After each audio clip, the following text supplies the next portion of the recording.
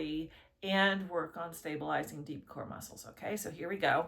We're going to start by grounding. Sits bones down, crown up, drawing up from the floor to the sternum, breathing into the lungs. Exhale and feel everything knit together. It's a 360-degree breath, so all the way into your back. Breathe and expand. Exhale. Okay, and then we're just going to move. So find a breath that works for you and pretend like we are stirring a pot. Both sits bones stay down. Okay, so just stir your pot.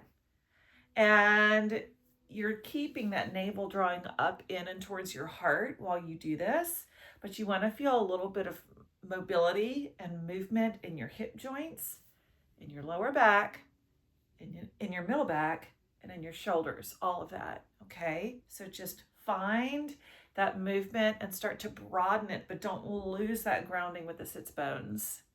Don't lose your length. Okay, let's go the other way, see what happens. Sometimes it's different. You start going the other way and you go, ooh, that feels kind of clunky. All right, so just work through it. See where you are today. If you need a little more grounding, you grab those knees because it'll help get those sits bones to sit still. And if you have tight hips, like your circles can be a little bit smaller, and that's okay. All right, speaking of those hips, I really like grounding down into a really deep squat, but a lot of times people that go into this deep squat start pushing out through their abdominals. I want you to keep drawing everything in. Stay with me here, okay? So we're going to go into this really low, deep squat, whatever that means for you, which might be a lot higher than mine. It might be even lower than mine. Turn your toes out, and you're just going to drop down, straight down, straight down, straight down. Okay, and now for me, because my knees want to collapse inward, my inner thighs want to collapse inward, I have to really think tall through my spine, and I push out with my elbows to keep that open. Because if your knees start to collapse, then it can really hurt your knees and your joints, and we don't want that. We want mobility and stability, right? So we're breathing from here, feeling that navel draw up and in. Also, imagine that you're holding a stream of urine. Okay, so you just sort of pull in and up from the pelvic floor because that helps stabilize there as well. Take a couple more breaths here. Move in either direction. Heels are down, toes are down. Okay, and if you're a little bit higher, your thighs might start talking to you right about now. And that's okay. Come out of it if you need to. And however you need to come out, we're going to come out. We're going to end up now on our hands and knees. Okay, so I'm going to sit all the way down. You might need to stand all the way up and then sit down. So here we go. And then I'm going to flip over, put my hands under my shoulders and my knees under my hips. So right here. Now, from all fours, first of all, check your hand position. It's right under the shoulders, okay? Check your knee position right under the hips and make sure that we don't just start falling. So I want you to scoop under with your lower back until you feel that same core stability that we felt when we were sitting down, drawing the navel up and in, thinking length and breathing into your back. Now from here, we're going to do some mobility also. So we're just going to start circling around without dropping our lower back, without dropping into our shoulders, just nice and easy. Circling around and then the other way. So if you have tight wrists, this might be an issue. If you do struggle and you can't get your hands down on the floor with your elbow creases pointed forward, then put something under your hands or even go onto fists. Some people need to do that. That's also okay. All right, now we're going to go into bird dog. You might have practiced this before. We're just going to do one thing at a time though first. So you're just going to lift one arm, reach it out, set it down. Lift the other arm, reach it out, set it down. Now while you're doing this with your arms, you're making sure that you're not flopping to one side or the other with your hips. That's not what we're doing. We're keeping everything else the same, just moving an arm. So the hips stay the same, the core stays the same. Feel that navel pulling up and in.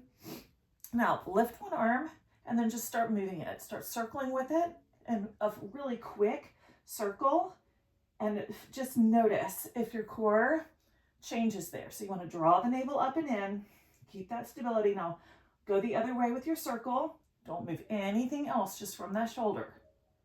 And then set it down.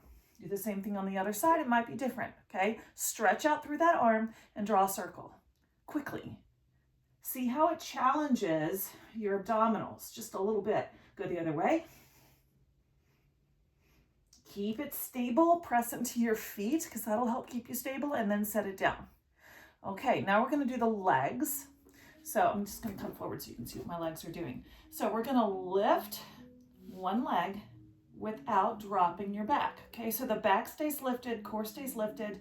Set it down, try the other one. Lift without switching, changing anything, without flopping over to the side, and set it down. Now you'll notice with mine that I have lots of mobility here on my right leg. I have limited mobility here on my left leg. So that's just a lesson, right? And I need to work on mobility, flexibility on the left side. Now I'm gonna lift the right leg. I'm not sure how to help you with that. I'm gonna stretch it all the way out, and I'm gonna start drawing a circle with that leg. Try to draw it quickly, draw the navel up and in, go the other way, and don't drop your lower back. Keep it lifted, lifted, lifted, lifted, and then set it down.